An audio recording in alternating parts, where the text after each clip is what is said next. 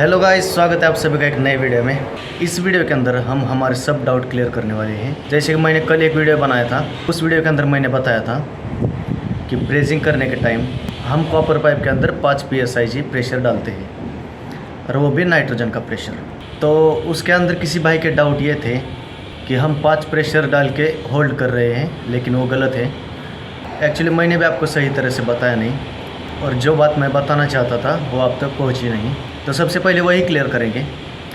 जैसे कि हम कोई भी कॉपर पाइप ब्रेजिंग करते हैं तो उस टाइम उसमें हम नाइट्रोजन प्रेशर कंटिन्यूसली चालू रखते हैं 5 PSI में। मतलब एक तरफ से नाइट्रोजन आएगा और दूसरी तरफ से निकल जाएगा। ये कंटिन्यू 5 PSI हम डालते रहते हैं, ताकि जब भी हम ब्रेजिंग करते हैं उस टाइम पूरा नाइट्रोजन हमारा उसमें से पास हो जाता है, और नाइट्रोजन पास होने की वजह से उसके अंदर कार्बन नहीं आता। तो ये एक हमारा मेन डाउट था, तो हमने क्लियर कर दिया। जो भाई ने मुझे कल कमेंट की थी उनकी कमेंट मैं यहाँ पे पिन कर रहा हूँ, और थैंक यू भाई आपने कमेंट करने के लिए। क्योंकि वीडियो एडिट करने के टाइम मुझे भी डाउट आया था कि ये चीज़ क्लियर नहीं है, तभी मैंने सोचा है कि हम हमारे नेक्स्ट वीडियो में वो डाउट को क्लियर करेंगे। अगर आपको कुछ इस तरह से डाउट है तो आप कमेंट बॉक्स में लिख सकते हो, उसमें से हम कुछ डाउट नेक्स्ट वीडियो में क्लियर करते रहेंगे। तो चलिए और कॉपर पाइप के बारे में बात करते हैं। जब भी हम VRV का कॉपर पाइप इंस्टॉल करते हैं, हर 1 मीटर 20 सेंटी पे हमें एक सपोर्ट मारना चाहिए। वो स्टैंडर्ड है। कई लोग 2 मीटर 3 मीटर में सपोर्ट मारते हैं, ऐसे नहीं मारना चाहिए।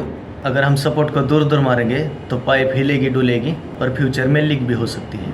और अगर हम 1 मीटर 20 सेंटी के अंदर सपोर्ट मारेंगे तो हमारे प्रोजेक्ट का कॉस्ट बढ़ जाएगा, क्योंकि इतने सपोर्ट की ज़रूरत नहीं है। हम VRV के अंदर हार्ड पाइप यूज़ करते हैं, और हार्ड पाइप को इतने सपोर्ट देने की ज़रूरत नहीं है। उसके बाद हर बैंड के अंदर हम 50 सेंटी डिस्टेंस मेंटेन रखते हैं। समझो हमारे पास 2 एल्बो है, कोई पाइप ऊपर से आ रहा है, लेफ़्ट जा रहा है, फिर राइट जा रहा है, तो उसके अंदर हमें 50 सेंटी डिस्टेंस मेंटेन करना चाहिए। कहने का मतलब ये है कि 2 एल्बो के अंदर 50 सेंटी डिस्टेंस मेंटेन करना चाहिए।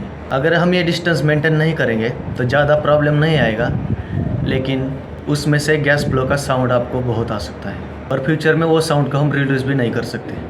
तो हर कंपनी का स्टैंडर्ड रहता है elbow to elbow 50 centi distance होना ही चाहिए। अगर आपको वहाँ पे बिल्कुल स्पेस नहीं है तो आप 2 45 डिग्री एल्बो यूज़ कर सकते हैं, क्योंकि आपको ही पता है 45 डिग्री एल्बो के अंदर 90 डिग्री एल्बो के जैसा शार्प बेंड नहीं है। अगर हम 2 45 एल्बो यूज़ करेंगे तो उसका 90 डिग्री एल्बो बन जाएगा। तो अगर डिस्टेंस कम है तो हम 45 डिग्री एल्बो को यूज़ कर सकते हैं। उसके बाद 2 रेप नट के अंदर मिनिमम 1 मीटर का डिस्टेंस होना चाहिए।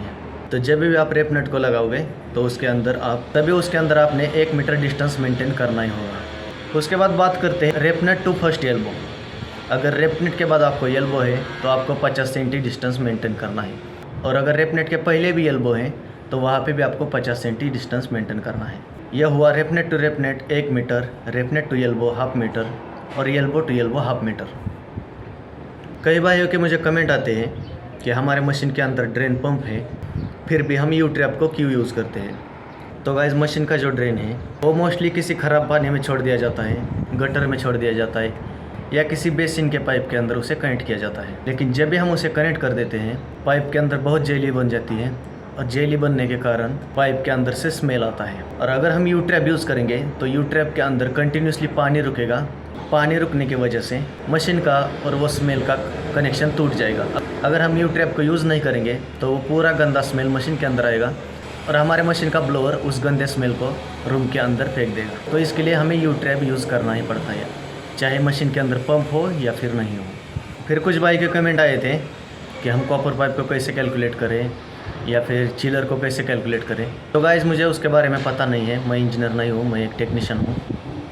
यह सब कैलकुलेशन करके हमें इंजीनियर देते हैं, और उस हिसाब से हम मशीन इंस्टॉल करते हैं, या फिर जो भी काम है उस हिसाब से हम करते हैं। लेकिन डिज़ाइनिंग या फिर एरिया कैलकुलेशन, ये सब चीज़ें हम नहीं करते। हमारे पास जो ड्राइंग मिलता है उस हिसाब से हम मशीन को इंस्टॉल कर देते हैं। और मुझे एक भाई ने पूछा था, तो हमारे रिमोट कंट्रोलर के अंदर P1 P2 का वायर है, अगर गलती से वो वायर उल्टा हुआ तो मशीन चलेगा या फिर नहीं।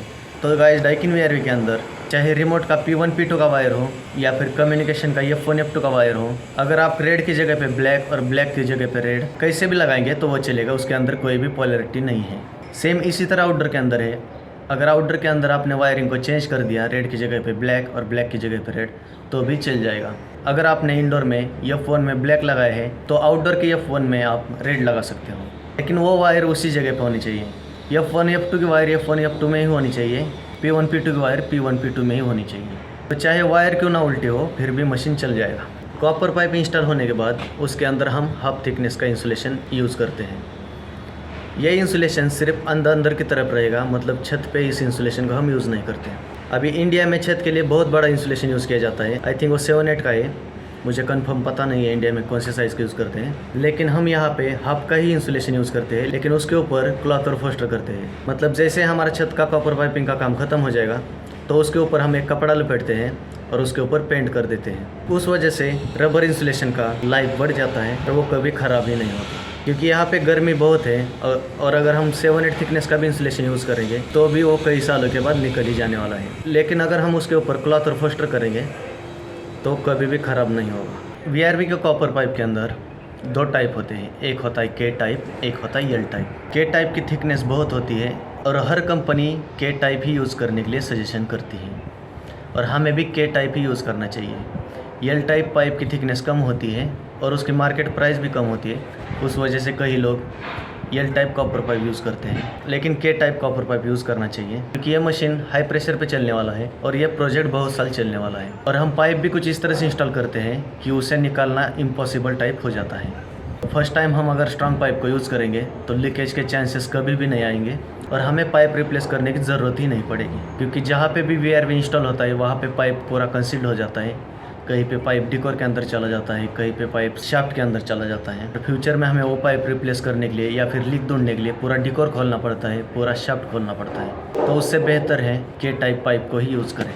और जब भी हम कॉपर पाइप को इंस्टॉल करते हैं तो हम उसे मशीन के साथ कनेक्ट नहीं करते, हम सीधा उसे पिंच कर देते हैं और पिंच करने के बाद 750 PSI नाइट्रोजन प्रेशर उसमें होल्ड रखते हैं और उसे हम 3 से 4 दिन तक होल्ड रखते हैं। और हम उसका गेज भी नहीं निकालते। अगर हम गेज निकाल देते हैं तो थोड़ा प्रेशर ड्रॉप हो सकता है, तो हम गेज भी वहीं पे छोड़ देते हैं। जैसे कि मैं आपको यहाँ पे एक फ़ोटो दिखा देता हूँ।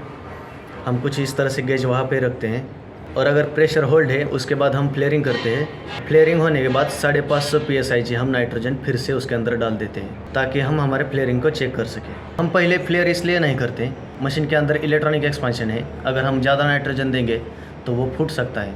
तो हम विदाउट मशीन कनेक्शन पाइप को हाई प्रेशर पे टेस्ट करते हैं, और इतने प्रेशर पे अगर पाइप टेस्ट किया तो उसके लीक होने के चांसेस कभी भी नहीं आएंगे। अगर हमारा ब्रेजिंग थोड़ा भी ख़राब है तो इतने नाइट्रोजन प्रेशर पे वो निकल सकता है, इसलिए हम ज़्यादा नाइट्रोजन प्रेशर डाल के उसे चेक करते हैं। तो गाइस आज की वीडियो में इतना है। अगर वीडियो पसंद आए तो लाइक कीजिए, अगर आप चैनल पे नए हो तो सब्सक्राइब कीजिए। हमारा दूसरा एक यूट्यूब चैनल है जहाँ पे हम डेली लाइव आते हैं और साइट पे जो भी काम चलता है वो हम लाइव पे दिखा देते हैं। तो डिस्क्रिप्शन में दिए हुए लिंक पे क्लिक करके आप हमारे सेकंड चैनल को सब्सक्राइब कर सकते हो। और यार अगर ये वीडियो आपको अच्छी लगी हो तो यार लाइक ठोकते हुए शेयर मारो और इस चैनल का सब्सक्राइब बटन लेके भागते हुए साथ ही उससे लग के जो घंटी है उसे भी बजाते हुए निकलो।